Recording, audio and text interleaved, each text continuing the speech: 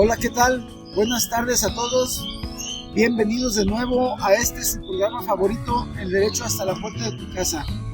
En esta ocasión desarrollaremos un tema de vital importancia para la repartición de las tierras y para todas aquellas controversias que lleguen a suscitarse en dicho tema agrario.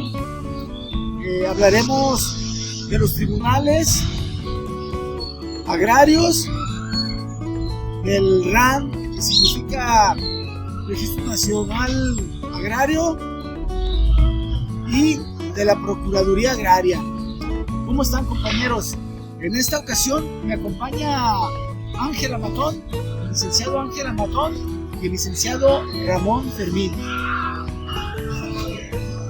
Es un placer estar una vez más en este programa con ustedes, compartiendo a nuestro público esta información muy importante. En este programa vamos a desarrollar acerca del reglamento interior de los tribunales agrarios, el objetivo, la organización y el ordenamiento de estos órganos jurisdiccionales, cómo se componen y diferentes áreas, cómo se eligen a los magistrados, cuáles son las formas y cuándo es que puede operar un magistrado, sí o no, en casos de que exista algún interés personal. Para ello empezaremos por programas con el licenciado Ángel. Hola a todos, igual es un placer estar con ustedes de nueva cuenta en un nuevo episodio de este canal.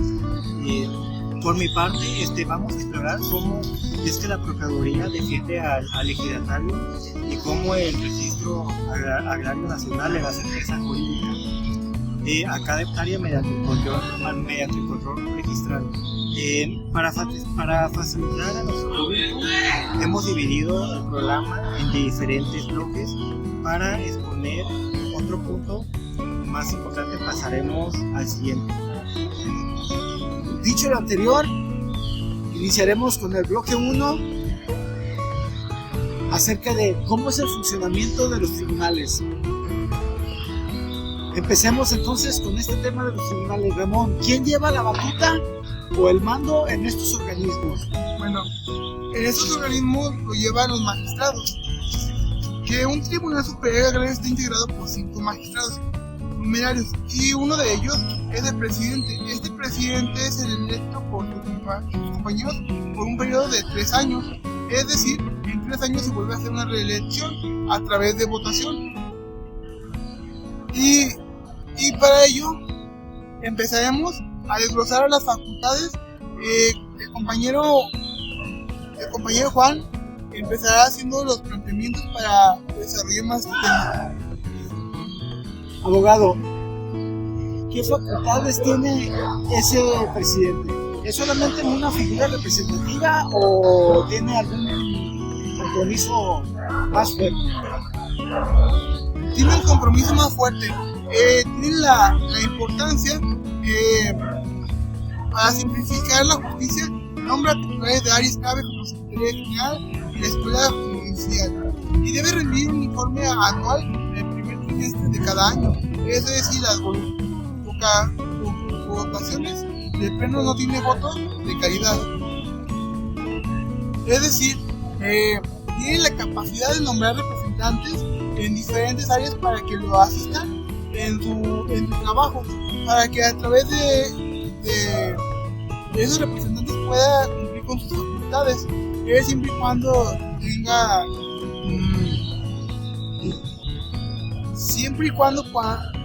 necesite de ese apoyo. Eso es en general lo que tiene las facultades el presidente del magistrado, que se elige a través de votación. Iniciamos entonces con el bloque 2. En el documento que nos compartió la docente viene un tema muy importante, como lo es los tipos de magistrados que existen, ¿sí? Y existen 2 tipos: magistrados numerarios y magistrados supernumerarios. ¿Cuál es la función de cada uno de ellos? ¿Y cuáles son las diferencias? Bueno, los numerarios son los titulares que estudian y resuelven los asuntos, y los supernumerarios son los que actúan como suplentes de ausencia o vacantes temporales. Por ejemplo, hay vacantes temporales cuando un magistrado supernumerario destinados específicamente para suplir a ausencias en tribunales unitarios. Es decir, los numerarios son los titulares representantes que funcionan en el órgano de forma natural, y cuando hay una falta o que ocupa cubrir esa audiencia, se utilizan los magistrados supernumerarios como suplentes para llevar a cabo dichas audiencias. Abogado, dicho de otra manera, puede ser posible que acaba esta definición. Para mí, yo lo interpreto como cuando un ciudadano tiene un trabajo. A los numerarios se les puede decir que son de base, y a los numerarios serían las personas interinas. Suplentes, ¿verdad? se destinan como suplentes. Y el que tiene la base es el que lleva el mayor compromiso. Sí, el estudio del caso y el seguimiento del mismo caso. Y los supernumerarios solamente lo van a suplir en caso de enfermedad. En caso de enfermedad, o si existiera algún tipo de inconveniente, como lo es cuando hay un parentesco o interés personal, como lo puede ser que sea una persona que esté enemistada con él, o tenga algún familiar, o sea pariente, esposa, hermano o afinidad. Cualquier lazo que lo uno intervenga en su posición, puede solicitar la suplencia en dicho caso.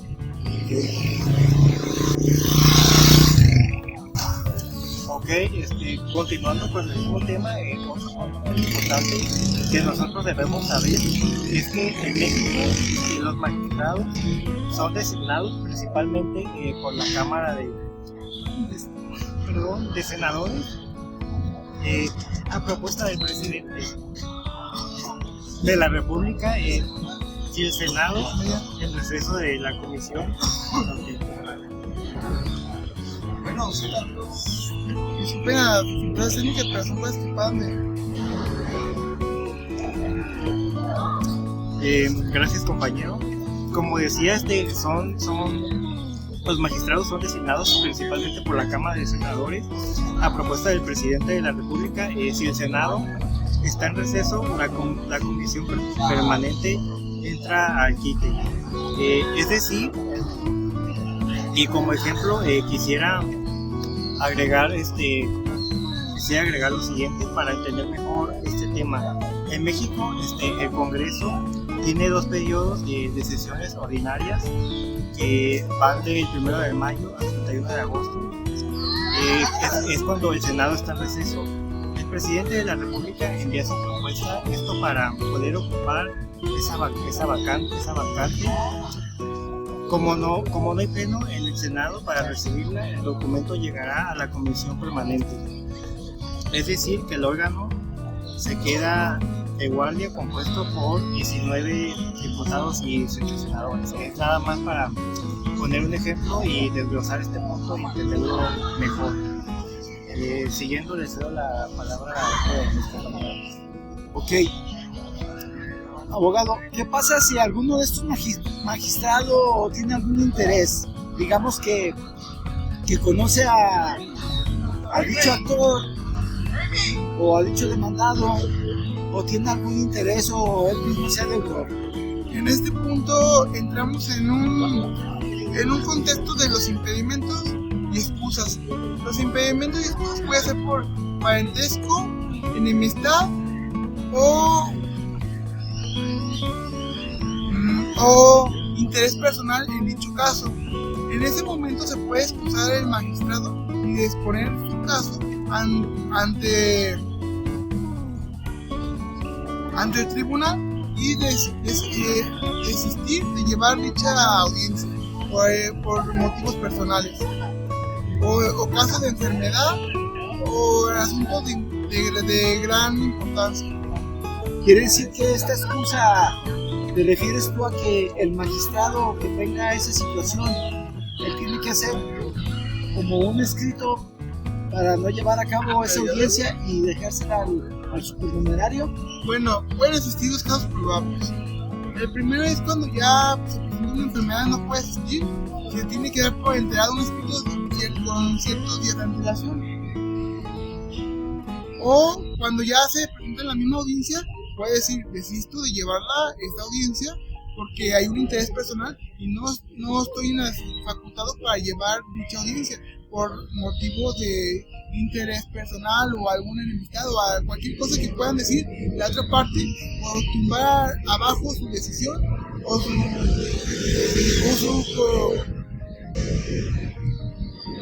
Quiere decir que si existe algún interés personal, esto lo llevaría a dicho magistrado a actuar con dolo o no podría impartir la justicia. Bueno, cual debe sí de la ser. podría impartir, pero lamentablemente la decisión que tomara pues se podría ser apelada y revocada por dichas cuestiones. Pasemos entonces al bloque número 3.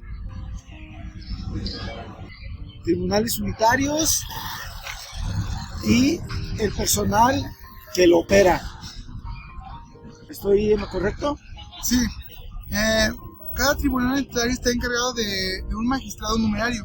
El equipo mínimo indispensable incluye una secretaria de acuerdos, secretario de estudios y cuenta que elaboran los proyectos de sentencia, actuarios, peritos y unidades administrativas. Es en general el equipo que se conforma para llevar a cabo una audiencia en un tribunal agrario. Se cuenta con la presencia del magistrado, la secretaria, que es la encargada de llevar a cabo todo el registro de la audiencia, de generar las actas, de los hechos que se llevan a cabo y de las circunstancias que se expongan. Y también se lleva peritos, los peritos, los actuarios y diferentes unidades administrativas, como lo pueden ser representantes del RAN, del Registro Agrario Nacional, para poder ellos expresar si se encuentra la constancia del registro agrario de una propiedad ejidal y a quién está registrada la tienen en su libro o a quién le pertenece. Eso es en cuanto a lo principal del equipo que debe de conformar una audiencia en un tribunal agrario. Muy bien. Quiere decir que cada uno de ellos tiene una función importante para llevar a cabo la audiencia, la audiencia del tribunal agrario. Y cada uno de ellos debe de cubrir ciertos perfiles o requisitos, ¿verdad? Sí, compañero. Entonces le toca al compañero Ángel.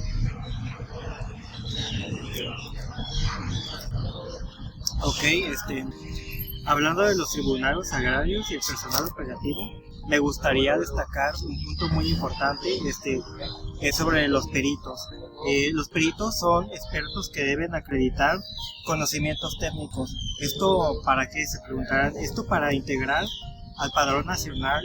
Su labor es asesorar y rendir dictámenes que son fundamentales para la resolución de los juicios.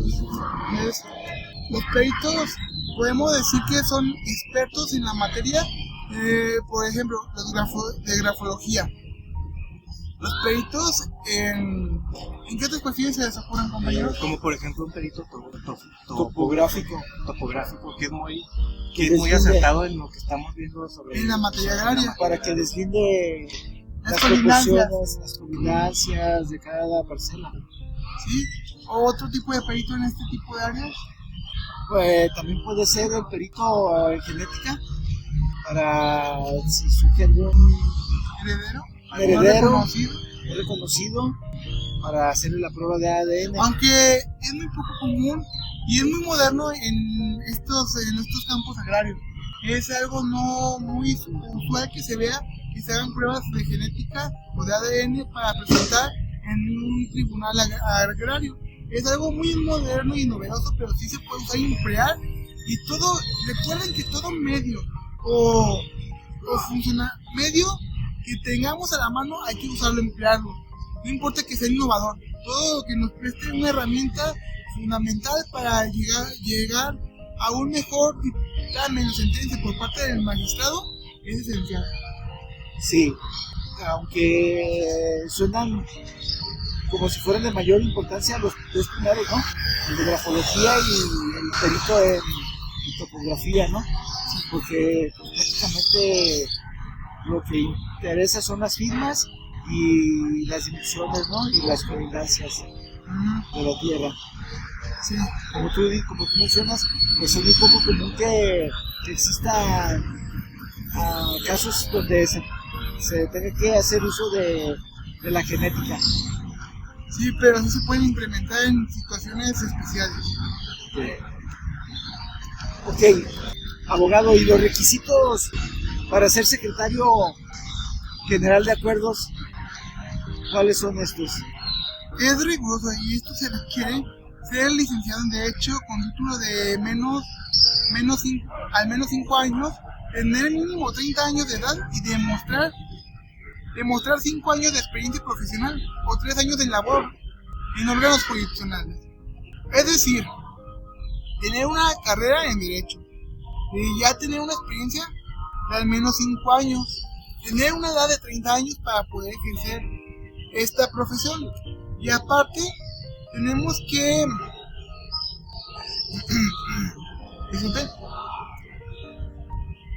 al menos 3 años, si no se cumplen con los 5 años de experiencia, 3 años trabajando en órganos jurisdiccionales o pertenecientes al gobierno en diferentes áreas jurisdiccionales, como lo son en algunos juzgados menores o diferentes áreas. Eso es en cuanto para lo que la pregunta que usted me hace de un secretario general, qué es lo que necesita para poder ser un secretario general. Vemos que no son pocos, son más requisitos que a nuestra para ser presidente. Sí, mi pregunta iba enfocada porque suena como que es un puesto de alto nivel, pues, importante. Se podría decir que sí es un impuesto de alto nivel porque son los segundos en cuanto a una audiencia agraria, una audiencia o un juicio agrario más comúnmente nombrado, son los segundos que se encargan de hacer todo el reporte de las actas constitutivas. No, bueno, las actas constitutivas en cuanto a una empresa, acta administrativa, perdón, haciendo la corrección de todo lo que se asienta en dicha audiencia, todo lo que se llevó a cabo y todos los acuerdos que se llegaron. Es su principal función. Aparte de dar certeza al juez y los documentos que se le presenten. ¿Algo que quiera contribuir el abogado Ángel en cuanto a este tema ya para pasar al siguiente bloque? Pues, fuera de lo que hemos dicho, no. Creo que todo ha quedado claro. Pues creo que continuamos con el podcast. Dicho lo anterior y concluyendo con el bloque anterior, pasaremos al bloque 4 y nos adentraremos en materia de la Procuraduría Agraria y el RAN. Ángel, sí, entremos en materia de la Procuraduría Agraria. ¿Cuál es su misión principal de esta Procuraduría? Muy bien, para entender mejor y darle respuesta a la pregunta que me acaba de hacer, es una institución de servicio social. Esta actúa como defensoría de los derechos comuneros, es decir, de pequeños propietarios y de jornaleros. Pueden actuar a la petición de parte o de jefe para prevenir violaciones a leyes agrarias. Bueno, nada más como ejemplo me gustaría agregar, es como por ejemplo si un ejidatario quiere dejar su parcela a su hijo, una sucesión, pero no sabe cómo hacer este trámite, acude directamente a esa institución donde un asesor redactará la lista de los herederos y la acompaña al Registro Agrario Nacional para que todo quede legal y sin costo alguno para poder ayudar a estas personas. Podemos definirlo como la Procuraduría Agraria, que es un organismo encargado de dar seguridad al legislatario y representarlo en un juicio, en un juicio agrario. Es el representante de los legislatarios, el encargado de velar por sus derechos. Quiere decir que si yo como propietario de una parcela quiero dejar a alguien como heredero, tengo que registrarlo con antelación ante este tribunal o ante el RAN. No, tiene que registrarlo ante el RAN o hacer un testamento a ejidal. O primero tengo que dirigirme al ejido. Se puede dirigir al ejido y dejar ahí un asentamiento. No es como tal un testamento, esa parte es otro tema. Pero principalmente lo más efectivo en este tipo de casos es ir al RAN y dejar un registro, un asentamiento. De donde yo voy a manifestar quién va a suceder mis derechos, quiénes van a ser acreedores. Muy bien, y para continuar con este tema, ¿y qué herramientas tiene este organismo para poder defender a los ciudadanos? Ok, licenciado Juan, respondiendo a su pregunta, tienen muchísimas atribuciones que representar a los sujetos agrarios en asuntos legales. Promover la conciliación es una como vía prioritaria. Incluso investigar el acaparamiento de tierras. Su estructura incluye un procurador, sus procuradores y visitadores especiales que pueden realizar las respectivas inspecciones directas. Ok, finalmente adentrándonos un poquito más en este tema, no debemos de olvidar al Registro Nacional Agrario, porque dicho organismo es la columna fundamental que le brinda certeza jurídica a todo el pueblo. Obviamente a todos los ejidatarios.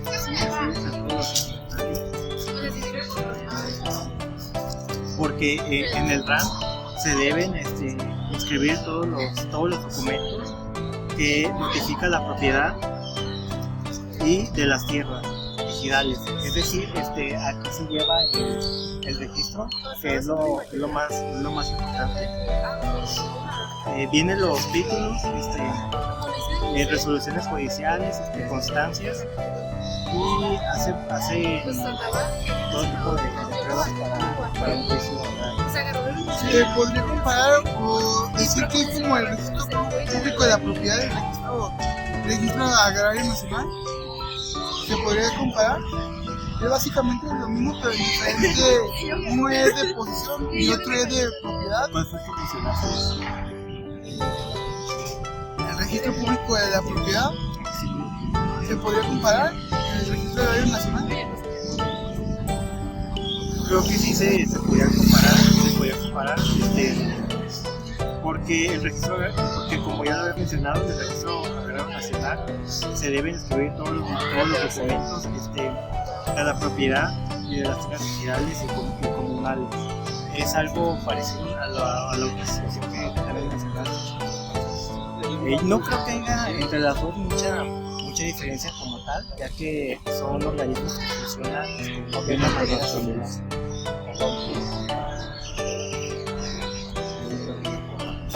Es interesante el planteamiento que haces, ya que el registro de la propiedad, pudiéramos decir que sí, tiene la misma función, ya que se encargan ambos de registrar a los propietarios, ¿no? Con la diferencia de que uno es propiedad privada, uno es de posesión y otro tiene la única diferencia.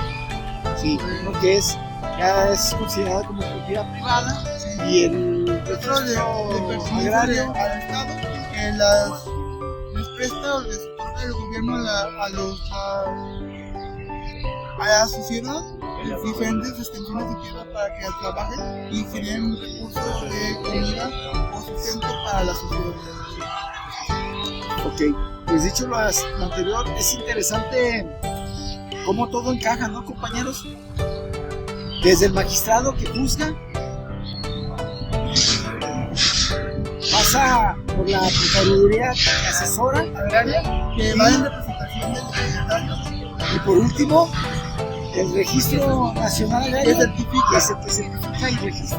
Podríamos decir que el magistrado es el que juzga, la Procuraduría Agraria es la que defiende al destinatario, y el registro del RAN, el registro nacional, es el que tiene el registro de todo lo que se ha llevado a cabo, de cómo tiene el dueño actual de cierta parcela o porción de tierra.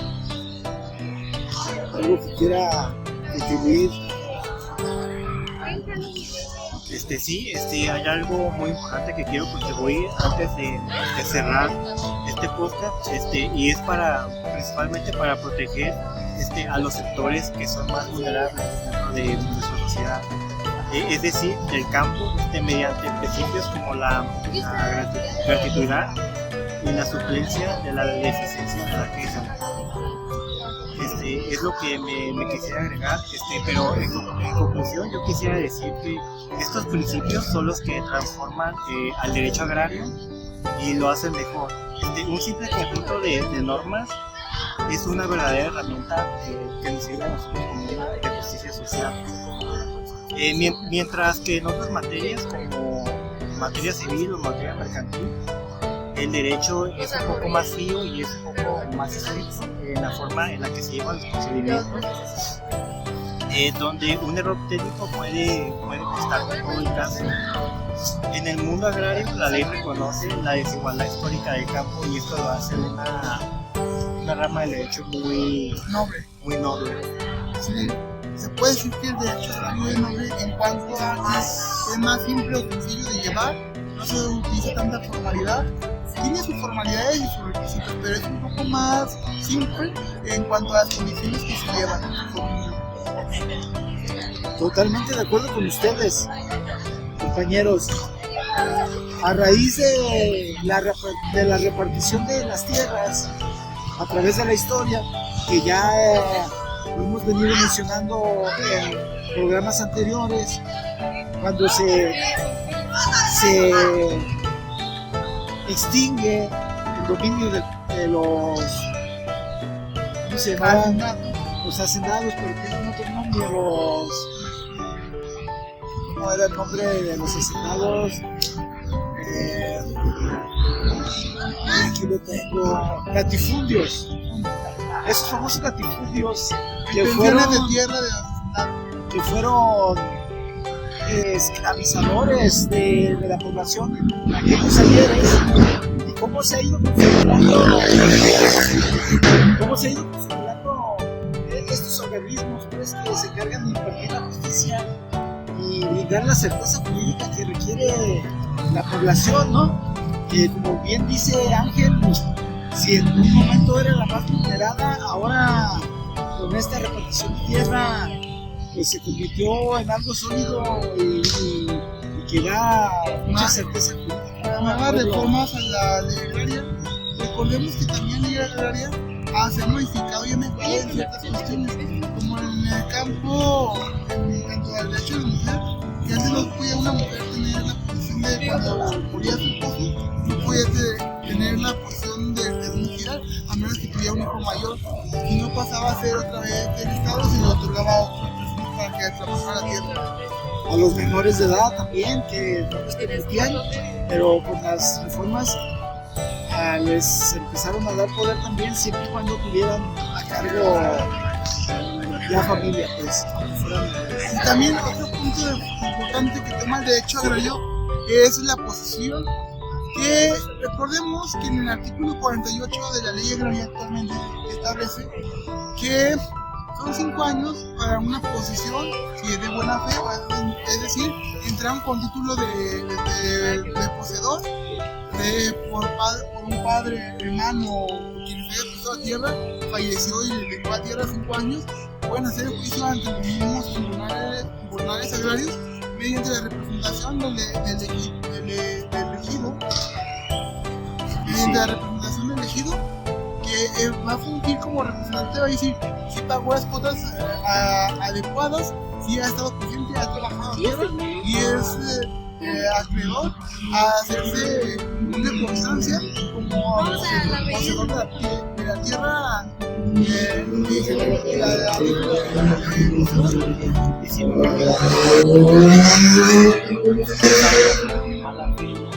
Sí, son 10 años de mala fe y para hacer las actividades agrarias. Cuando se entra haciendo un uso de la fuerza, o no se tiene un título perfecto o alguna forma de comprobar que dicha tierra te dieron de forma natural. Bueno, como conclusión, podemos decir que no pueden dejar de existir los abusos, ¿no?, por parte de las personas interesadas, pero que sí, pues son primordiales estos organismos para resolver y brindar certeza jurídica a la sociedad agraria.